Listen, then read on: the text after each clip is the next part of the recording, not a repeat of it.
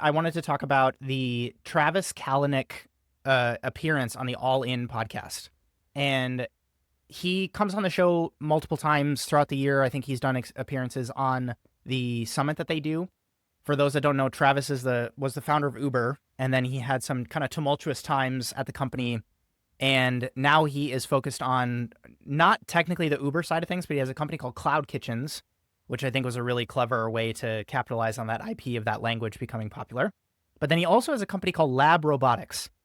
And so I really wanted to dig into just some findings that I took away from his appearance on this podcast, and then some lessons that we can potentially distill for either operators who are kind of dipping their toes into this idea of automated food systems and infrastructure in their business, or actually a really valuable takeaway that I found that doesn't impact restaurants as much as I thought when we think about food automation. And so for those that, I'll just give a very quick TLDW summary of the demo that he gave, which was they're thinking of basically having a conveyor belt robot installed in a warehouse, a cloud kitchen, so to speak. And when given prepped food items, it can basically do the whole assembly, get it in a bag with utensils into a locker so that a delivery driver can just go wave their phone in front of a locker and the door that the meal is housed in opens, and that delivery driver grabs that food item, puts it into their car, and then drives to the destination. Okay. And he gave some really interesting examples where he says the mission of lab robotics is infrastructure for better food. And he talked about the real importance of end-to-end automation when it comes to autonomous infrastructure inside of food businesses. And he gave this hilarious example, which was instead of one guy making pizzas, these robotics companies came in and they said, we have a robot that makes pizzas. And because it wasn't end-to-end and full stack with the entire process of order comes in, delivery needs to be fulfilled, what he says you landed on was instead of one guy making pizzas, you have two guys, because one guy needs to be on one side of the robot feeding in ingredients, and then the other guy needs to be on the other side of the robot getting the cooked pizzas and putting them into boxes and getting them to the delivery drivers. He said you have two guys and a $1 million machine in the middle of them making pizzas, which I think is so freaking true at the state of robotics in kitchens, and it's one of the reasons why it hasn't quite yet caught on yet. In addition to all the complexities that are required with dexterity and measuring and, all of these other things. So he has some interesting language that he used that I hadn't quite heard before in this vertical, so to speak. And so one is, we call it cooking. So you take a chicken breast and it goes from a raw marinated chicken breast to all of a sudden being, ready to serve. You might actually be more up on this than I am, Ray, but he called it state change, which is really interesting. So it's like there's a state change step of the process where we're taking something from, like raw to cooked. And I was like, that's an interesting way to kind of like vernacular change how we're talking about these things. Yeah. And then he also talks about a stage of the process being assembly, which I think most of us can kind of, intuit. But what's awesome about this system is it dispenses the bowls.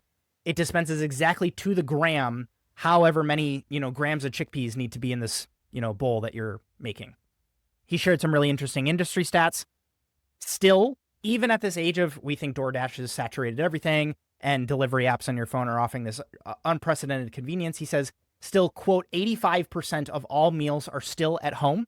And the majority of those 85% are still made at home, which I think is just, kind of, we can take off our horse blinders for a second and say, wow, people are still eating at home a lot. He also shares the stat that only 1.8% of meals are DoorDash, Uber Eats, those types of meals. No. Like in the scope of, humans eat 3 meals a day, those types of things.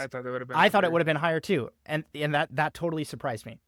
And this is a quote from his interview. I haven't fact checked this just to He's lying. Put that caveat in it. Okay. He's lying.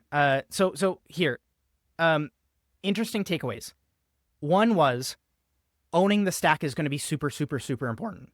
So I think that puts me in a headspace of, okay, unless you see a competitor who is genuinely doing that, like from the order being brought in all the way through the assembly, custom fit things, actually being able to have the assembly lines and the prep lead into the assembly robot, so to speak.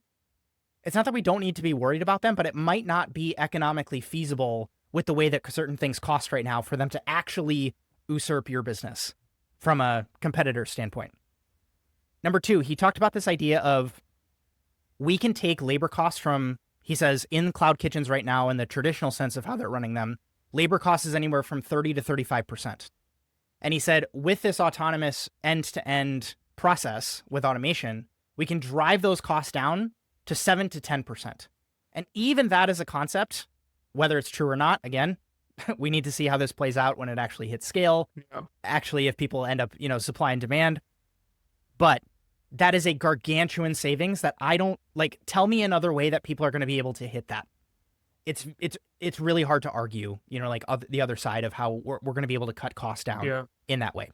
And now you might wonder, does that mean it's coming from my job? Which also I kept very top of mind as I was listening to this conversation. He had a real flip that changed my mind on this. And he said, if we have the ability to drive costs down that much, the current iteration of the machines that they have can churn out 300 bowls an hour, which is not nothing, but it's not a gargantuan amount of food. But at the same time, it's all you have to do is either have multiple of them, or you have to, decrease the cost on the actual production of the machine. And now it's, starting to become really, really compelling. His idea was you don't have to be wealthy to eat healthy, which kind of flows on to some of the stories you've been talking about with GLP-1 stuff. And I know that we've had some pushback in the comments that I think you've covered, which is, why do I, as the chef at a restaurant, have to be accommodating in this capacity? And what this interview really drew to mind for me was maybe this takes a little bit of that onus off of restaurants in some way, shape, or form. Because, take aside the context where that person needs to come to dinner with a group or, one of those potential reasons. But as we think about the majority of the meals that person is eating, they might end up being covered by a full stack automated solution like this. And then the other really important point that he shared was, so the first one is you are going to be able to get tailor-made food with your dietary restrictions in mind. Maybe it's not even a restriction. Maybe it's I need this meal to have 50 grams of protein in it. And I'm going to be able to request that. And it's not going to cost $45 for me to get that delivered. It's going to be $17. We're going to be back in a state of what we were used to pre-pandemic from a pricing perspective because of how costs were able to be driven down. Which leads into the fascinating implication of these infrastructure plays are not coming for restaurants, they're coming for grocery stores.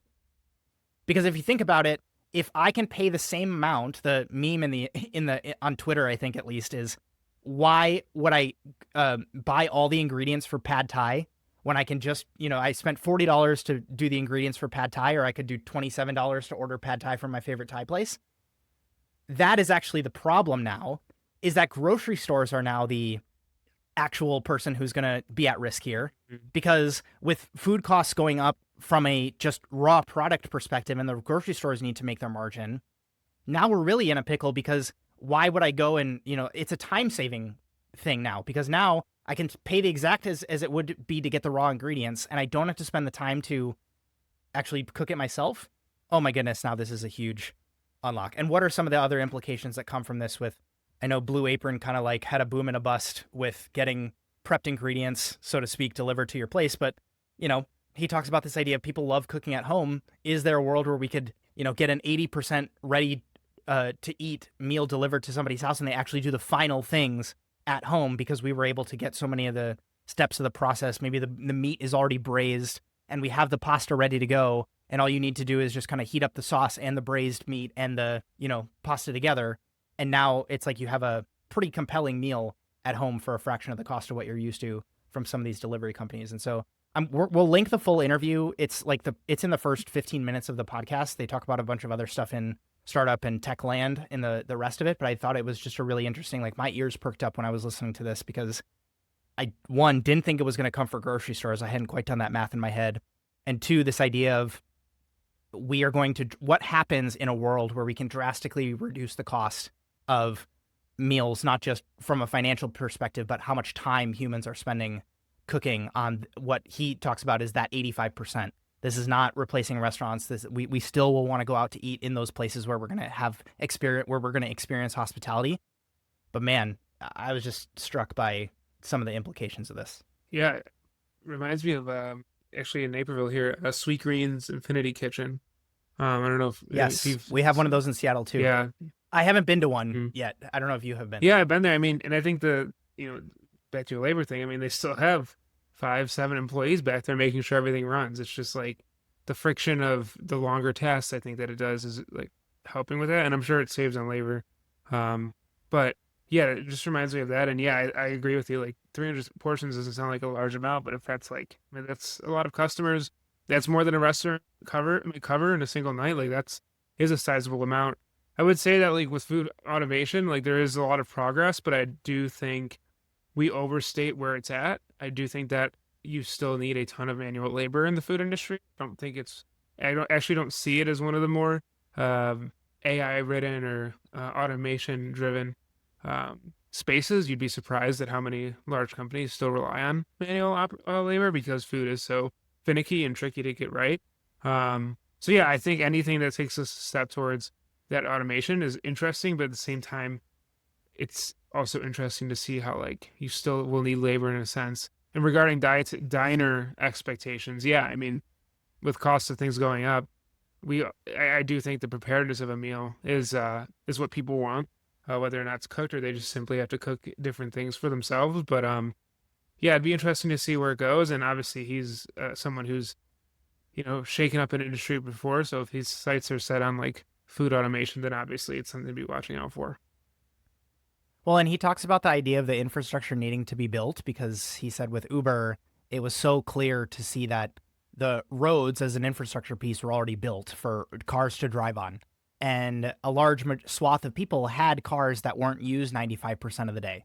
And so Uber had a really easy, straightforward go to market, quote unquote, strategy. And of course, it was difficult to implement, but like it wasn't actually like the pipes, quote unquote, were missing to get this up and off the ground. Whereas with this endeavor, it certainly is. And I think what's nice about it is they've run the numbers to show that this makes sense. And they're thinking about it in a way that is not what you're talking about with the Sweetgreen Infinite Kitchen, where you look around and you're like, okay, this is, like we've gone from 6 people to 5 people. It's like, it's just not enough. Like we need to save more in order for this massive infrastructure and CapEx to actually pay off for us. Yeah.